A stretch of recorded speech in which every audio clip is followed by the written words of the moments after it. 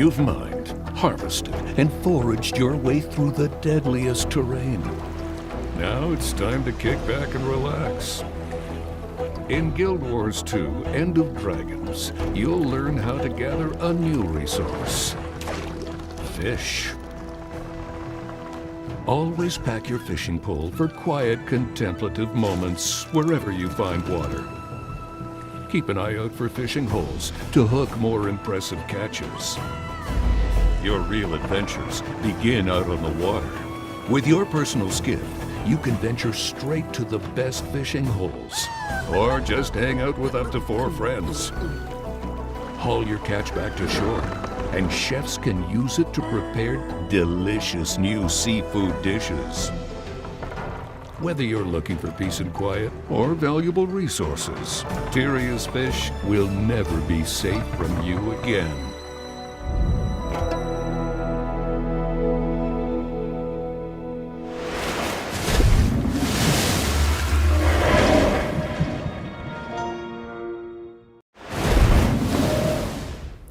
Hi Tyria, and welcome to Guild Chat. I'm your host Ruby. Thank you all for joining us today. I'm super excited about today's show because I know a lot of you have had questions about how skiffs and fishing work, and we are here today to show you answers to hopefully all of those questions, if not most of them. With me in the studio today is Nick Hernandez. Hey Nick. Hi, I'm Nick Hernandez. Nice to meet you, everybody. And joining me in game are our senior environment artist Tracy West, game designer John Hargrove, and senior gameplay engineer Paul Quinn. So thank you all three for joining us in game to help us with skiffs and fishing today. We're going to jump right in after 2 quick things before we get started. End of Dragons is a work in progress. You know it's not done. We're still working on it. We are playing in a development environment today. So you're going to see things like temporary text and placeholder icons and placeholder NPCs here and there. Just pardon our dust. We're working to make End of Dragons awesome for you. And also, there are still a lot of things that we don't want to spoil for you. So we are going to be hiding a few things from you here and there. If it looks like we're hiding something, that's because we are. But we have some more surprises to share with you down the line. It's on purpose. It's on purpose. We're crafty like that. Yeah, actually, something additional that I'd like to note is that in a lot of the promotional material that we've been having recently, you know, a lot of it is based around Xinji, and we're actually getting to kind of exist in that space. A little bit of that space, at least, you know, very, very tiny portion. So yeah, you know, it's just really neat to be able to play around in it. Yeah, I'm excited to do that. Mark, we might be having some audio issues. From me? No, just John is letting me know. So I'm going to have, Mark is looking into that while we get started fishing. Nick, why don't you start us off with how you begin fishing, how you get your first fishing gear, and all that good stuff. Yeah, for sure. So basically, very similar to the way you get raptors within Path of Fire. Within this expansion, we wanted to have fishing be something that you could unlock pretty much right off the bat. So as you progress through the initial parts of the story within the first chapter, at some point, once you've completed specific instances, you're going to just be able to unlock fishing right off the bat.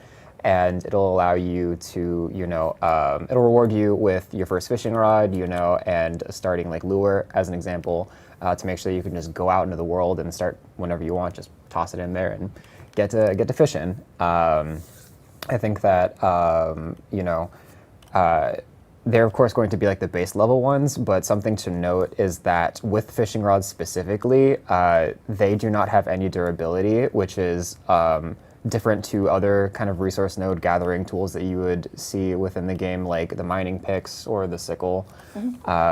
So with fishing rods specifically, the fishing rod will not break.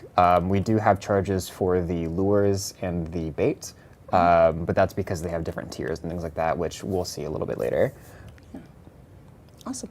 Yeah. All right, so why don't we first, let's go through the fishing mastery line so you all can see what the fishing masteries are, and you'll have a little bit of context for what we talk about as we're fishing.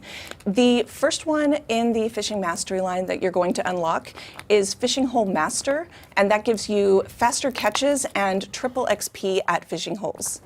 The second one is Angler Sense, which unlocks a skill that detects nearby fishing holes. I'm going to show you on my map. This detects nearby fishing holes and lights them up on the map so you can find where the fishing holes are. You can see that right down here in front of Nick. There are shorefish, 471 away. The third one is Fishing on a Full Tank. This gives you plus 50 fishing power if you are nourished. Fishing power is a new stat that is going to come in with this mastery line that grants a higher chance of catching rare fish and makes fishing a little easier in difficult regions. So the fourth one is Master Caster. That increases your maximum fishing range.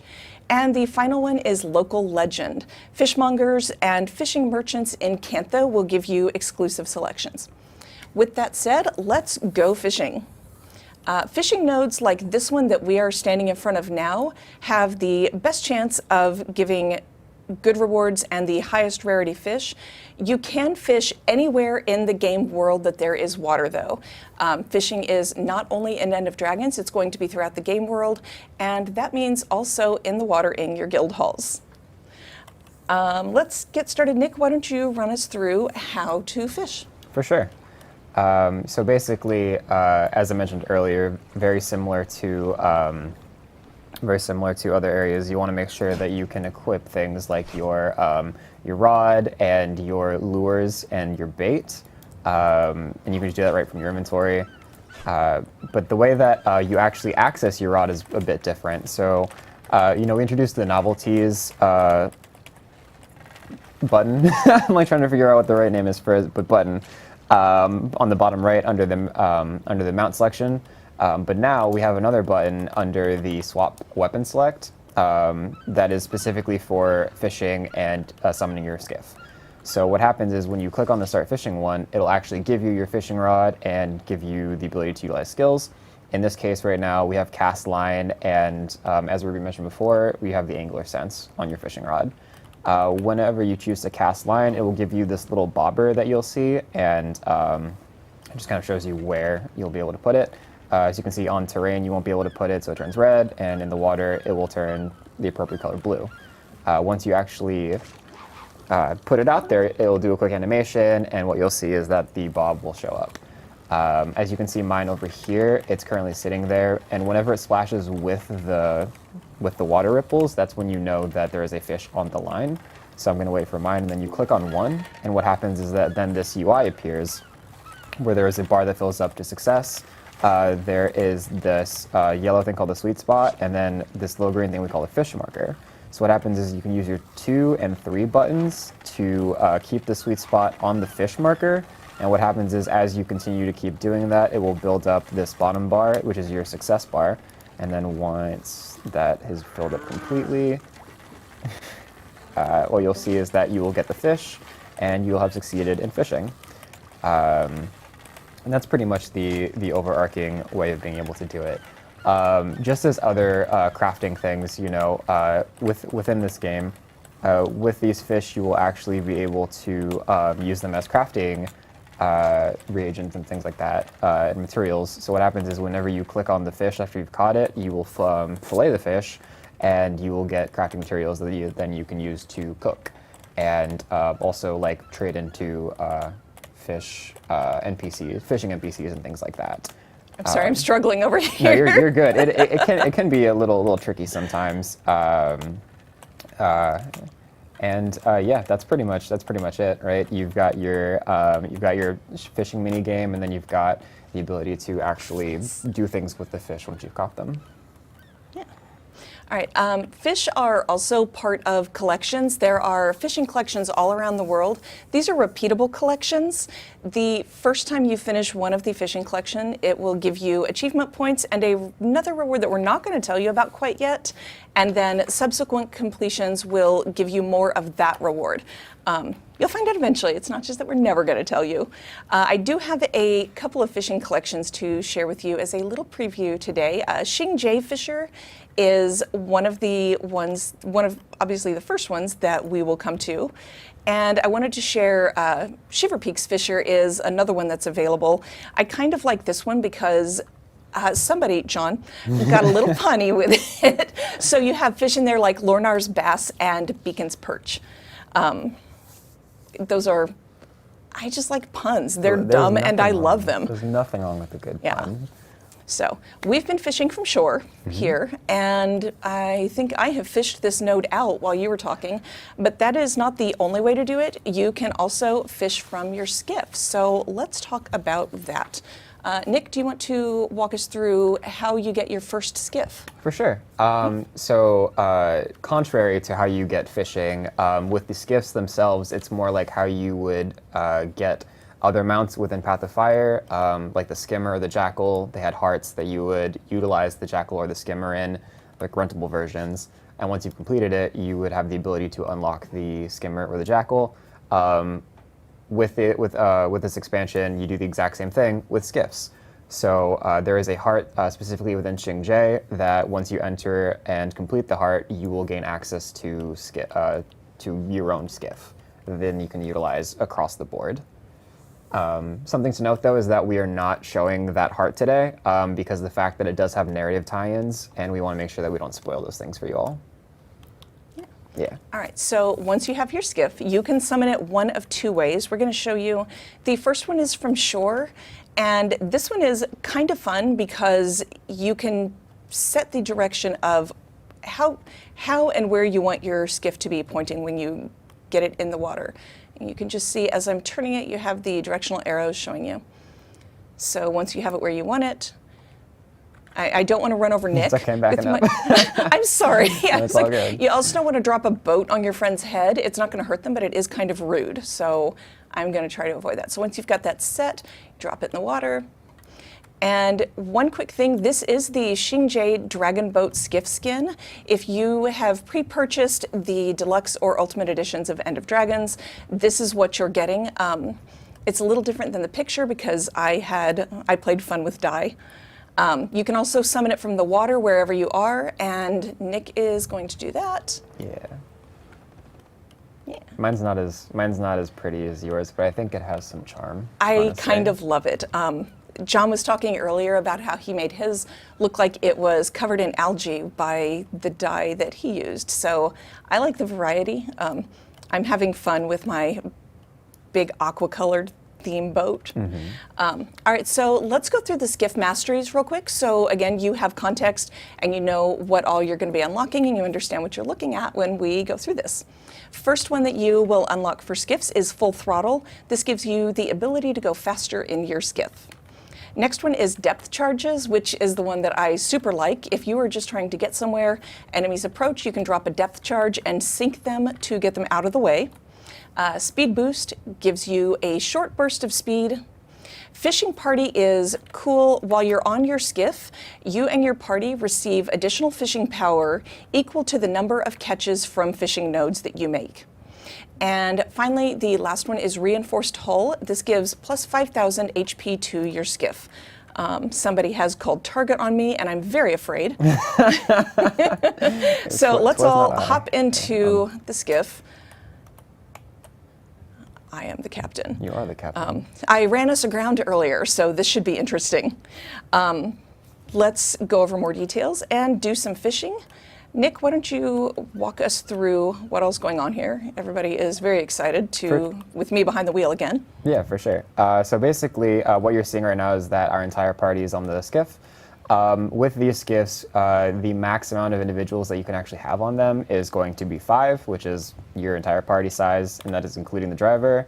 What you'll probably notice, though, from my perspective, is that there's this giant rainbow of different icons here. The reason for that is that anybody who is a passenger in the boat actually has the ability to have different emotes that they can use as they're going through. And that's just that way, people have the ability to do some fun stuff while they're sitting on the boat being driven around. But there is also a functional reason for it as well, which is the turbo mastery that Ruby had mentioned earlier, where it's basically like a nitrous boost for your skiff. Whenever your party members utilize those emote skills, what it does is it completely refills the stamina bar that gets utilized with that, which means that you can just keep on pumping the turbo boost as much as you want. If we want to look at mine just real quick, we can show what that looks like. Yeah. All right, turbo. I need people to emote. Yeah. Thank you. Also, as Ruby mentioned, these icons are not these icons are not final, because I know that they look very similar right now compared to on your bar versus my bar, but they all are different skills. Yeah. But yeah, that's pretty much it. We can also, so what I'm going to do real quick is I'm actually going to dismount and be left to drown. No. And the reason for that is so that way, if what we can showcase is that players actually have the ability to swap seats whenever there's one that's open. If there are no open seats, you won't be able to swap around. But when there is an open seat, you can kind of move around to for people who want to sit in the front, want to sit in the back, etc., etc. Another thing that is really interesting about skiffs specifically is that you actually have the ability to anchor your skiff, which is something that's a bit newer with this expansion, because what that does is it actually generates a party-specific collision within any part of the world. And what that means is that when the owner anchors their skiff, players can actually run around on it like it's just a normal platform. What's also really cool about this is that it's a bit troll-proof in that sense, because if there's anybody that's not in your party, they don't have the ability to hop onto the boat. They don't have the ability to run their boats into yours, etc., etc.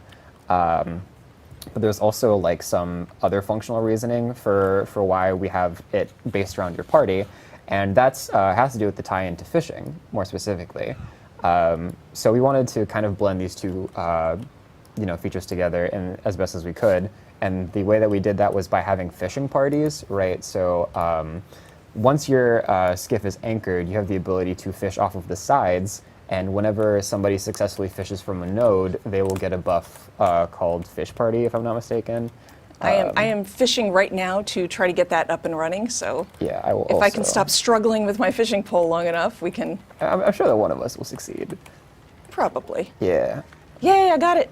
Okay, so right. as you can see on the bottom right, it's called Fishing Party, and basically the way that Fishing Party works is that it increases the fishing power that you have per stack of the buff, and it's like a 3x multiplier. So for each one, I think it's multiplying whatever your base value was by 3.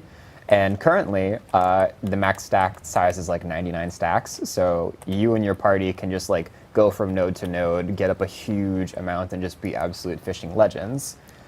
Which is pretty fantastic. I think another thing to note actually from this is that if you look, so this one's called Shorefish, and there's a Shorefish node, and that's because we wanted to make sure that it wasn't just specifically you had to fish from skiffs. So you just saw me cheat a little bit there, but there are some nodes like Shorefish nodes which you can fish from without needing to utilize your skiff. You can just go to wherever there is land, wherever there is a thing, and then toss the line into there.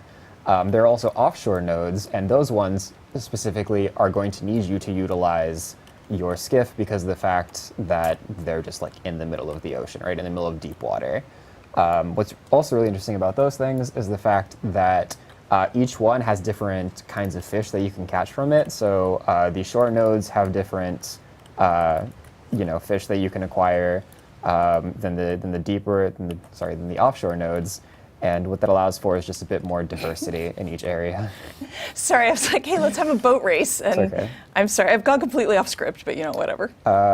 So something else to note is that if you can be a little trolly with your friends, because so Tracy just parked her boat And because it's party-specific collision, if Ruby tries to drive into her boat, what happens is that I can't. it runs into it, right? So you do Doink. have the ability to be a little goofy with your friends, right? And if they're going like full turbo speed, you can, if you're in the same party, just quickly park yours in front of them and then like have them crash or like ramp up off of it, and it allows for some really interesting experiences.